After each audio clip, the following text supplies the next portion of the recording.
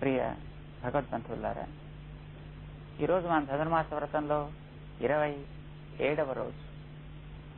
మన ఆండాళ్ తను ఆచరించేటువంటి వ్రతంలో ఏది ఇక్కడ కాంక్షిస్తోందో దాన్ని స్వామి ముందర అభివ్యక్తం చేస్తుంది. సాధారణంగా ప్రతి జీవి మోక్షం పొందాలి అని అంటుంటారు. ఆ మోక్షం అంటే ఏమిటో ఈ పాసురంలో మన అమ్మ నిరూపిస్తుంది.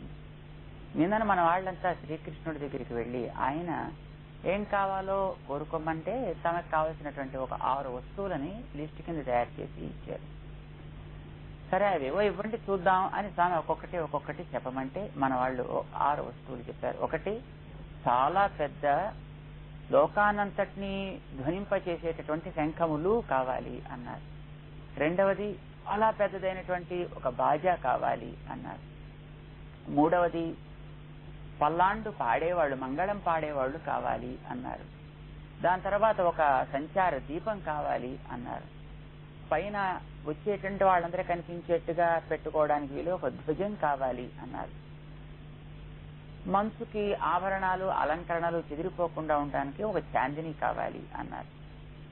ఈ 6ంటిని చూస్తే ఆయనకి కొంచెం అనుమానం వచ్చింది. అబ్బాయి ఇవన్నీ కూడా ఇలాంటి ఇవ్వడానికి అవకాశం లేదు, మీరు అడిగేది ఏదో పైకి మామూలు వస్తువులు అడుగుతున్నట్టు కనిపించినా లోపల ఏదో రహస్యం ఉన్నట్టు తోస్తోంది, లాభం లేదన్నాడు. అనేక శంఖాలు ఎక్కడున్నాయి కనుక అంటూ కొట్టేశాడు ఆయన. అయితే మన వాళ్ళు ఆయన రహస్యాన్ని కనిపెట్టిన వాళ్ళు కావడం చేత ఆలిన్ ఇలయాయ్ అరుళ్ అంటూ ప్రార్థన చేశారు. అంటే ఒక వటపత్రాన్ని తాను శయనించేటటువంటి ఒక శయనముగా కలిగినటువంటి స్వామి, అఘటిత ఘటన చాతుర్యం కలిగిన వాడా, నీవు అనుకోవాలి కానీ నీవు అనుగ్రహించాలి కానీ ఏది నీకు చేత కాదు కనుక ఇంత జగత్తుని లోపల పెట్టుకున్న వాడివి, ఇంత జగత్తుని నీలోంచి సృజించినటువంటి వాడికి ఏది చేత కాందంటూ ఉంటుంది అంటూ నిలదీసేటప్పటికీ తను ఇంకా మరి ఏమి అనలేకపోయాడు. తన రహస్యం తెలిసిపోయింది అని అనుకున్నాడు. సరే మరి అడిగినప్పుడు ఇవ్వాల్సిందే కదా అంటూ తన ఒక శంఖాన్ని మన వాళ్ళు అడిగారు కనుక శ్రీ పాంచజన్య శంఖం, మరి అది ఒక్కటే ఉందాయే, ఇది ఇస్తానన్నాడు. మాకు ఇది కాదు, శంగంగళ్ అనేక శంఖాలు కావాలి అంటూ అడిగారు. మరి ఇంకా ఎక్కడున్నాయి శంఖాలు అంటే ఆలోచించాడు. మనకి మొట్టమొదట గోపికని లేపేటప్పుడు 6వ పాసురంలో వాళ్ళు ఒక శంఖపు ధ్వని వినిపించలేదా అని అడిగారు. పుల్లరయిన్ కోయిలిల్ వెళ్ళి శంగు ఒకటి ఉంది, అది కూడా తెప్పించిస్తాను అంటూ 2 శంఖాలు ఇచ్చారు. మరి శంఖములు అంటూ బహువచనం కదా, నేను చెప్పింది ద్వివచనం కాదు, బహువచనంలో చెప్పాం. అంచేత మాకు ఇంకొక శంఖం కూడా అయితే కానీ ఇది బహువచనం పూర్తి కాదు అని చెప్పారు మన వాళ్ళు. పాపం గొల్లవాడు కదా, ఆయనకేం తెలుసును. సరే అలాగనా, అయితే ఏం చెయ్యాలి, ఇంక మరెక్కడ వేరే శంఖాలు లేవే, మాకు అదేం తెలియదు, నువ్వు ఎక్కడ తెప్పించిస్తావో తెప్పించమన్నారు. సరే ఆయన దగ్గర ఒక చిన్న కొమ్ము బూరావు ఒకటి ఉంది. అదేంటంటే ఎప్పుడైనా పశువులు వంటి అడవులోకి వెళ్ళినప్పుడు ఆ పశువులు రాకపోతే తను ఆ బూరా కనుక ఊదినట్టు ఎక్కడెక్కడ ఉండే పశువులు కూడా వచ్చేస్తాయన్నమాట. సరే ఇంక దాన్ని పట్టుకొచ్చి అక్కడ పెట్టాడు. ఇప్పటికీ ఇవి పూర్తి అయ్యాయి. వీళ్ళకి కావలసింది శ్రీకృష్ణుడు నేరుగా ఉపయోగించేటటువంటి సంబంధం కలిగిన వస్తువు ఏదో అది కావాలి. ఆయనతో సమాన రూపం కదా వీళ్ళు కోరుకుంటున్నది. ఇక్కడికి వీళ్ళకి ఆ శంఖములు అనేటటువంటి పూర్తయింది. ఇక పెద్ద బాజా కావాలి అన్నారు. ఏది పెద్ద బాజా అంటే చాలా పెద్దది, లోకమంతా ధ్వనించేదన్నారు కదా. తను త్రివిక్రమావతారాన్ని ధరించినప్పుడు తాపినటువంటి ఆ పాదానికి చుట్టూ ప్రదక్షిణ చేస్తూ జాంబవంతుడు ఒక ఢక్కా వాయించాడట.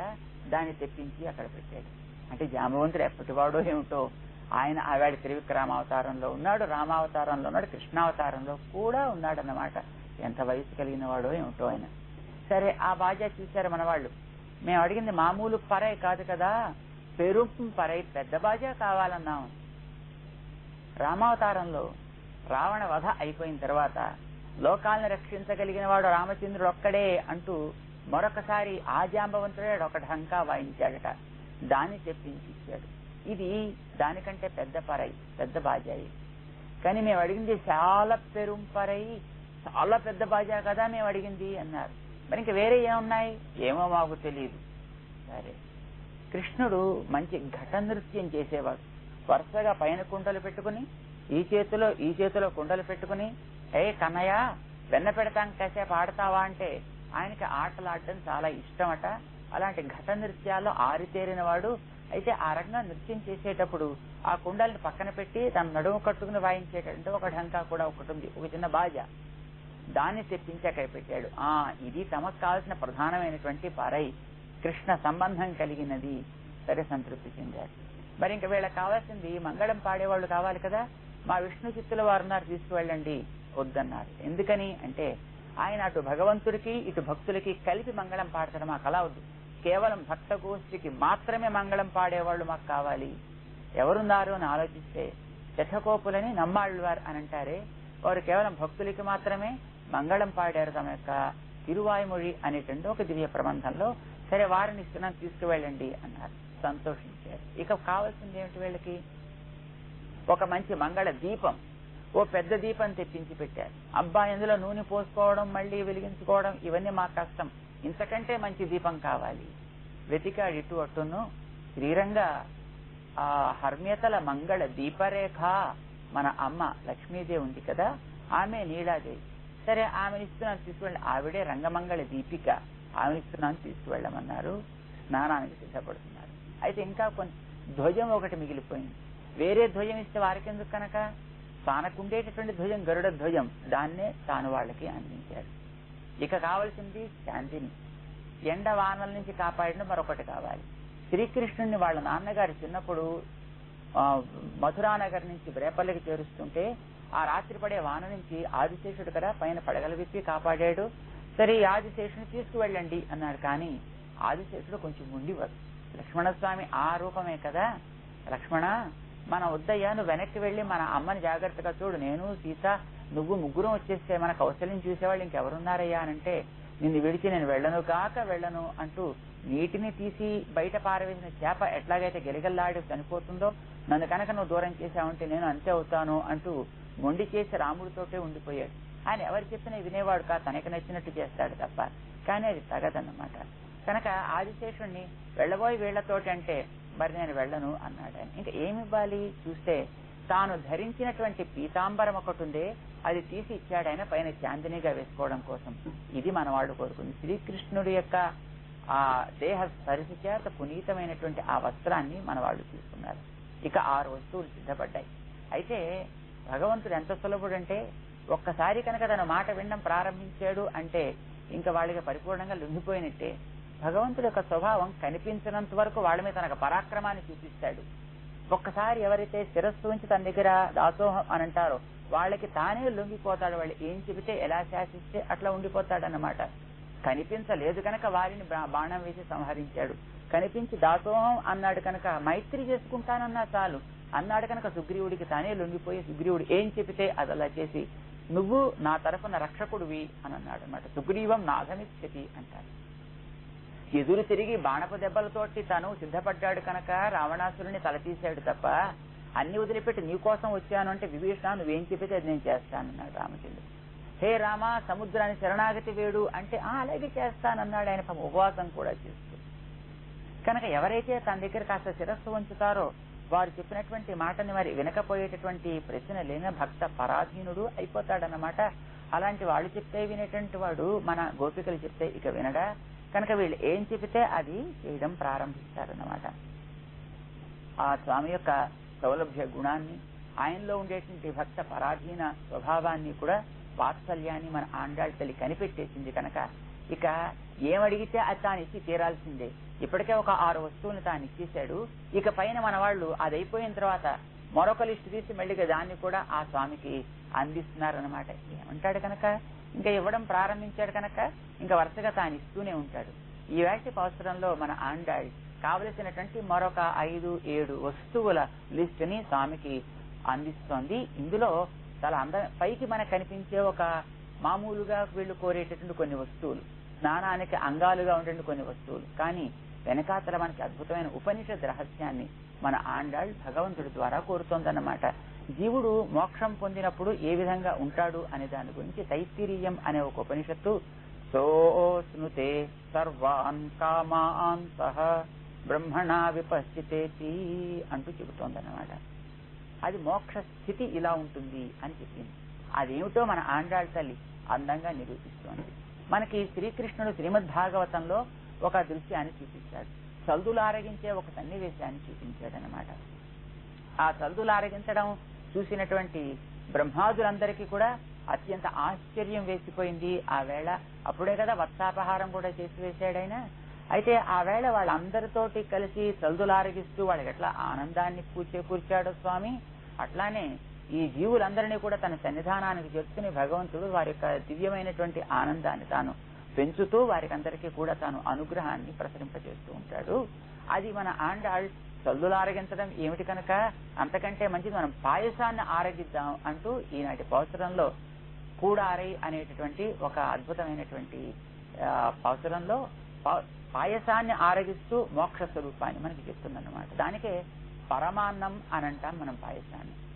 అన్నం అంటే మనం తినేది, కొంచెం సక్రమంగా తినకపోతే మనని తినేది. దాన్ని అద్యతే అత్తిచ భూతాని తస్మాదన్నం తదుచ్యత ఇది అంటూ ఉపనిషత్ చెప్తుంది మనకి, తైత్తిరీయం అనేటటువంటిది. ఈ లోకాలన్నింటినీ కూడా తాను స్వీకరిస్తూ తన లోపల దాచుతూ తద్వారా వాళ్ళందరికీ కావలసినటువంటి అనుభవాన్ని ప్రసాదిస్తూ ఉండేటటువంటి అన్నస్వరూపుడు పరమాత్మ. ఆ పరమాత్మకి అనుభవించేటువంటి వస్తువు జీవుడు కనుక పరమాత్మకి జీవుడు అన్నం, జీవుడికి పరమాత్మ అన్నం అంటూ మనకి ఆ ఉపనిషత్తే వివరిస్తుంది. ఈ అనుభవించేటటువంటిది ఏ రకమైనటువంటి శోకము లేక దుఃఖం కలవక నిర్తిశయమైనటువంటి ఆనందాన్ని కలిగిస్తూ అవిచ్ఛిన్నంగా అది పెరుగుతూ ఉండేటటువంటిది అది పరమ అన్నం అని అంటారు. అది ఎట్లా ఉంటుంది అనేది మన ఆండాళ్ తల్లి నిరూపిస్తోంది. ఉపనిషత్ ఈ జీవుణ్ణి అన్నం అని అంటుంది. ఈ అన్నాన్ని మామూలుగా మనకి తెలుసును, ఒక రైతు దాన్ని విత్తు నాటి క్షేత్రంలో పండించుకుని పైనుండే పొట్టు తీసి దాన్ని తర్వాత ఇంటికి తెచ్చుకున్నాక అప్పుడు దాన్ని పాలు వాటిలో చేర్చి దీన్ని తయారు చేస్తాడు. ఈ శరీరం ఒక క్షేత్రం అని భగవద్గీత చెప్పింది, ఉపనిషత్తు చెప్పింది. ఇందులో నాటినటువంటి బీజమే జీవుడు అనేటటువంటి బీజం. దీనివల్ల లభించే పంట తను అనుభవించాలి అనుకునేటటువంటి రైతు పరమాత్మ భక్తి కృషివలుడు అని అంటారు. భక్తిని పండించి తాను దాని రసాన్ని అనుభవించాలి అని అనుకుంటాడు. క్షేత్రంలో ఒక బీజాన్ని నాటినప్పుడు బీజం కోసం కాదు కదా, రైతు కోసం, దాన్ని అనుభవించే లోకం కోసం. అట్లాగే ఈ శరీరం అనే క్షేత్రంలో జీవుడు అనేటువంటి బీజాన్ని పరమాత్మ నాటి తద్వారా దీన్ని క్రమంగా ఏ రకమైనటువంటి చీడ పట్టకుండా, ఏ రకమైనటువంటి అతి అనావృష్టులు ఏర్పడకుండా కాపాడుకుంటూ తనే వస్తాడు. రైతు ధాన్యాన్ని ఎట్లా పండిస్తాడో అంతకు మించి శ్రమపడి ఈ జీవుల్లో జ్ఞానం అనేటువంటి మంచి పంటని పండిస్తాడు. క్షుద్రయోనుల్లోంచి క్రమంగా వీడిని పైకి తీసుకొచ్చి వీడి పైన కర్మంగా తొలగింపచేసి ఉత్తమమైనటువంటి మానవ జన్మని ప్రసాదిస్తాడు పరమాత్మ. జ్ఞానం వికసించడానికి అవకాశం ఉండేటట్టుగా ఇట్లాంటి జ్ఞానంతో పరమాత్మని గుర్తింప చేసుకుంటాడు తాను. ఆ రకంగా గుర్తించినటువంటి వాడికి ఉండే ఆటంకాలు తొలగించి క్రమంగా తన మార్గంలో తాను నడిపిస్తాడు. అలాంటి జీవుల్లో ఏర్పడాల్సింది కొంత ఉపకారం చేసిన పరమాత్మ విషయక కృతజ్ఞత భావం. అది నిండి ఉంటే చాలు, ఇక ఏమి తనకు అక్కర్లేదు. ఆ కృతజ్ఞత వాడిలో ప్రేమ కింద పరిణమించి భగవంతుడు ఏదో ఒకటి చేయాలని అనిపిస్తుంది.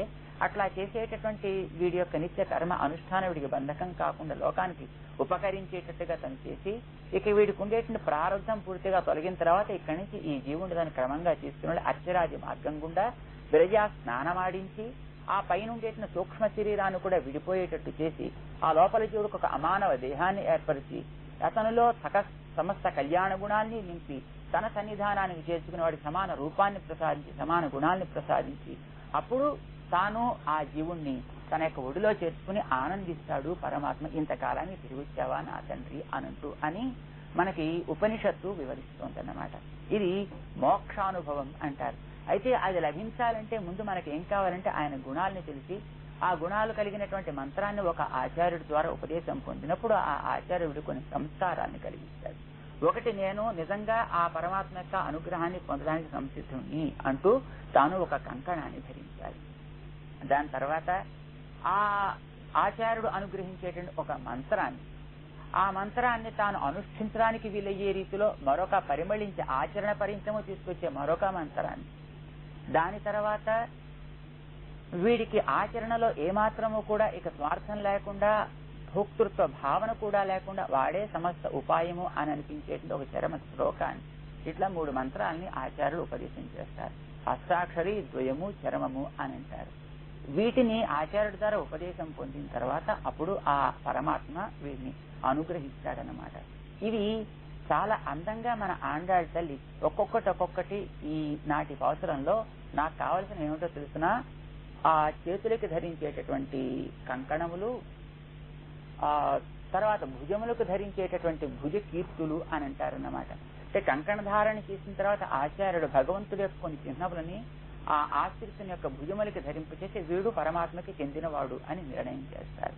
అవి భుజ కీర్తులు అంటారు. అప్పుడు మంత్రం, ఒక మంత్రం, రెండవ మంత్రం, మూడవ మంత్రం అంటూ చెవులకు క్రింద ధరించేది, చెవులకు పైన ధరించేది, పాదములకు ధరించేటువంటి మరొక ఆభరణంగా అందంగా మన ఆండాళ్ తల్లి పాదములు కలిగినటువంటి చర్మశ్లోకం, ఆచరణ పర్యంతం చేసే ద్వయమంత్రం పరిమళింపచేసేటటువంటిది, ఒక అష్టాక్షరి మహామంత్రం చెవులకి వీడికి వినడానికి యోగ్యమైనటువంటిది అంటూ ఈ 5ంటితో పాటు ఆ తర్వాత భగవన్ మేము ఒక వస్త్రాన్ని ధరించాలి, ఆడయుడుపోం అంటుందన్నమాట. ఏమిటి వస్త్రం అంటే ఈ శరీరాన్ని శ్రీకృష్ణుడు వస్త్రంగా పోల్చి ఈ వస్త్రం కేవలం పరమాత్మకి సేవ చేయడానికి మాత్రమే యోగ్యము అని చెబుతాడన్నమాట. అట్లాంటి నీకు మాత్రమే తగినట్టుగా ఈ దేహాన్ని మేము ఉపయోగించుకునేటట్టు అది ఒక వస్త్రం కింద మారాలి అంటూ ఆ తర్వాత మేము ఇట్లాంటి నిత్య భోగ అనుభవాన్ని పొందాలి అని నిరూపిస్తుంది అన్నమాట. అది ఈనాటి పావసరంలో మన ఆండాళ్ తల్లి వివరిస్తుంది.